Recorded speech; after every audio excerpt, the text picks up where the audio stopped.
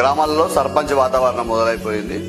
ఆశావాహులందరూ కూడా ఏదైతే రిజర్వేషన్లు వచ్చినాయో మేము పోటీ చేస్తామని చెప్పి ఈ యొక్క ఊర్లలో దావతులు ఇవన్నీ కూడా మొదలైనవి.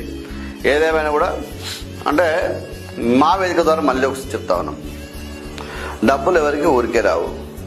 ఈరోజు మీరు సర్పంచ్ స్థానానికో లేకపోతే ఇంకో వార్డు స్థానికో ఇంకో స్థానం మీరు పోటీ చేసి డబ్బులు ఖర్చు పెట్టి రేపు పొద్దున మీరు వెనుకకు పోతే తిరిగి వచ్చేదైతే ఏముండదు.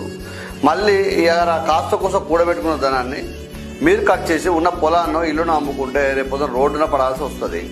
ఆ సందర్భంలో ఏమవుద్ది, రేపొద్దున మీ యొక్క కుటుంబం ఇబ్బందికర పరిస్థితులు ఎదుర్కోవాల్సి వస్తుంది. అప్పుడు మంచిగా తెల్లబట్టలు వేసుకుని తిరిగిన మీరు రేపొద్దున కూలి పనికి వెళ్లాల్సిన పరిస్థితి ఏర్పడుతుంది. దయచేసి నేను పోటీ చేయొద్దని లేను, పోటీ చేయండి, కానీ డబ్బులు నేను రాజకీయం చేయమంటా ఉన్నాను.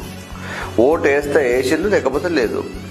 ప్రజలు కూడా అంటే డబ్బులున్న నాయకుడికి ఓటేసి ఇబ్బంది పడతారా అంటే ఇలాంటి 1000 రూపాయలు తీసుకొని ఓటేస్తా ఉన్నావు. రేపు అభివృద్ధి కావాలన్నప్పుడు ఆ 1000 రూపాయలు ఇచ్చిన వ్యక్తి నేను ఇంకొక 1000 సంపాదించుకోవాలని ఆలోచిస్తారు, కానీ మీ యొక్క ఊరు అభివృద్ధి కోసం ఆలోచించాడు. గమనించండి మిత్రం. అందుకే డబ్బులు ఎవరెక్కువ ఖర్చు పెడతా ఉన్నారు, ఎవరెక్కువ ఓటుకి ఎంత ఇస్తున్నారని చెప్పి కాకుండా ఊరి కోసం ఎవరు అభివృద్ధి చేస్తారు, ఎవరు నిలబడతారు, మీకోసం ఎవరు ముందుకు నడుస్తారని చెప్పి ఆలోచించుకొని ఆ వ్యక్తికి ఓటు వేయాలని చెప్పి మా వేదిక ద్వారా కోరుతా ఉన్నాం.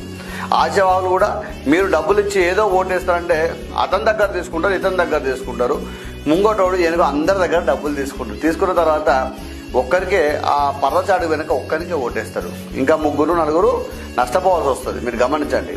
అందుకే ఏమి చెప్తారంటే అభ్యర్థులు అందరూ కూడా అందరూ పోటీ చేసే సందర్భంలో నేను గెలుస్తాను అందరికీ అనిపిస్తుంది, కానీ రిజల్ట్ వచ్చిన రోజు బాధపడాల్సిన పరిస్థితి ఏర్పడుతుంది. కాబట్టి దయచేసి ఈ యొక్క డబ్బులు లేని రాజకీయాలు చేయండి.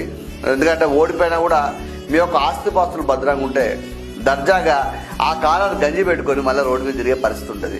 లేదనుకో నువ్వు ఖర్చు పెట్టి ఇబ్బంది పడి ఓడిపోతే ఆ గంజి షెట్ కాస్త ఈరోజు మనం ముడతల పడ్డ షెట్ వేసుకోవాల్సిన పరిస్థితి ఏర్పడుతుంది. కాబట్టి దయచేసి మీరు మళ్ళీ ఒకసారి ఆలోచించాలని మా వేదిక ద్వారా కోరుతా ఉన్నాను.